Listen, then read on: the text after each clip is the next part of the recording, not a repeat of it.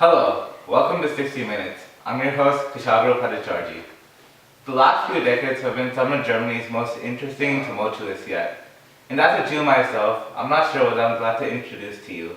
Adolf Hitler. Our first guest, Karl.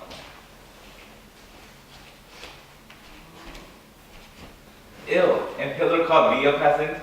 Anyways, what do you think allowed Hitler to gain control of Germany? I believe that Germany's economic crisis is what allowed Hitler to come to power. It all started when the Great Depression ruined Germany's economy, since America could not loan the money anymore. Because of this, Germany simply started to print more money, but this backfired, causing hyperinflation. And how did this affect you? The money was now essentially worthless, specifically harming me. I was engaged, and my future wife and I were saving money for the wedding. But we soon found out the money we had saved could not even buy us a Wiener Schnitzel. Anyway, since Germany was in crisis, we were forced to look to someone who could solve our problems, which caused us to turn to Hitler. From him we hope for security and firm leadership. Do you have anything else to share with us? Don't tell anyone I told you this, but I heard the rumors that Hitler was secretly planning to eliminate his enemies.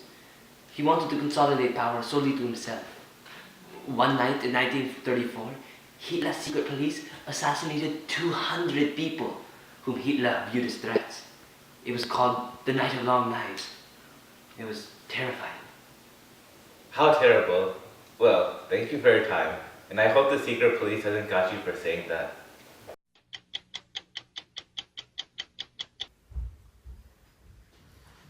Wait, who are you?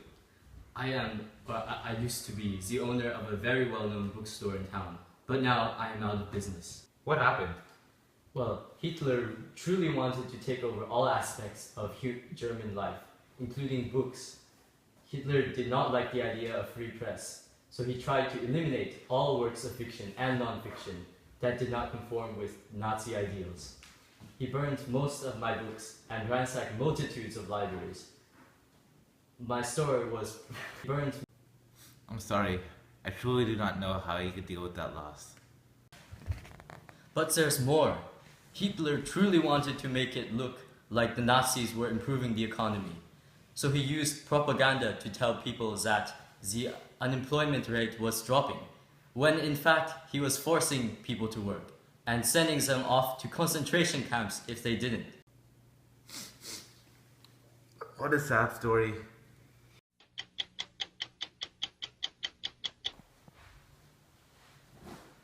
Tell us your name, boy. My name is Paul Ballmer, and I'm part of Hitler's Youth. What do you do in this club called Hitler's Youth? It was all part of Hitler's great plan to turn us into Nazi-loving nationalists. It's an organization for boys 14 to 18, where we are taught the Nazi ideals and are prepared to become soldiers in the SS, Hitler's Loyal Protection Squad. As young children, we had no choice in what we could do. Boys had to join Hitler's Youth, and girls had to join the League of German Girls. Well, that sounds fun. Well, it was more like brainwashing, really. Hitler likes to start us young. At least we get to learn marching, bayonet drill, grenade throwing, trench digging, map reading, gas defense, use of dugouts, and how to get under barbed wire and pistol shooting. What a talented young man.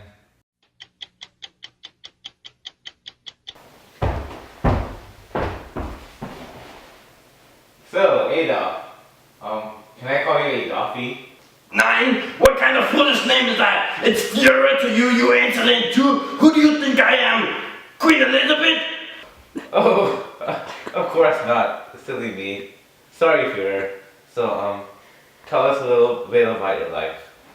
I am Adolf Hitler, and this is the story of my life and rule. I was born in 1889 to my abusive and cruel father, probably Jewish, and my lovely mother, Clara. I faced significant physical abuse from my father, and he never truly let me follow my dream.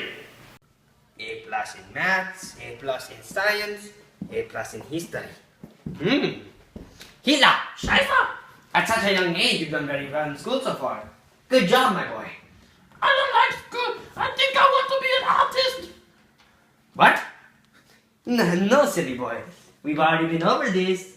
You have to be a civil servant like Daddy. But No bus, no coconuts.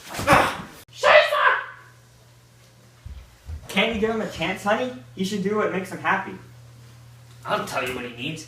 He needs a beating for being such a bothersome little brat. No! No!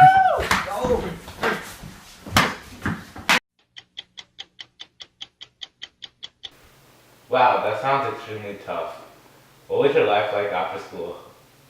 I simply drifted for years, and although it was one of the worst and most inactive times of my life, I learned many things in Vienna that would guide my policies into the future rule of Germany.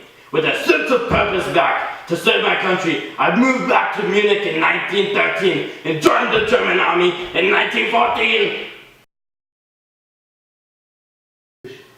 What happened after the war? Well, as brave as we were, especially me as I was awarded the Iron Cross twice, we lost, which was a huge shock to me and the other Germans. I was extremely frustrated with Germany's defeat in the Great War. We had lost a devastating 2 million people along with the valuable territory. I developed the hatred towards the betrayers of our cause. There is an old myth that speaks of traitorous Jews stabbing people in their backs, and I would completely believed it. The Jews, it was all their fault. I would like to remind you that I myself am Jewish, and I was slightly offended, but also scared by that comment. So Adolf, I mean Führer, take some time to calm down. Don't tell me what to do.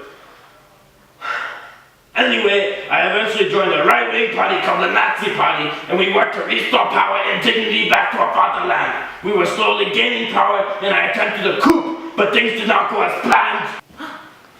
What happened? I'm getting there.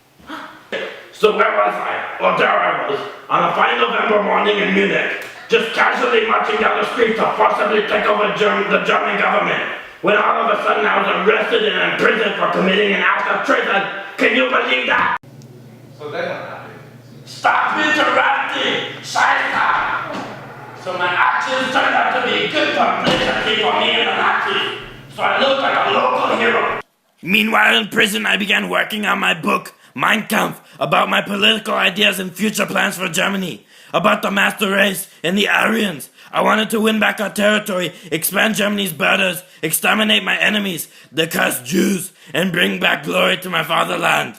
In 1933, I finally became Chancellor of Germany when the Nazis had risen to power. I began turning Germany into a totalitarian state, one people, one empire, under one leader. Well, there you have it. Adolf Hitler, the fascinating story of a charismatic leader. This has been 60 Minutes with Kushagra Padacharji. Be sure to check out our Sheehy award-winning episode on Queen Elizabeth I.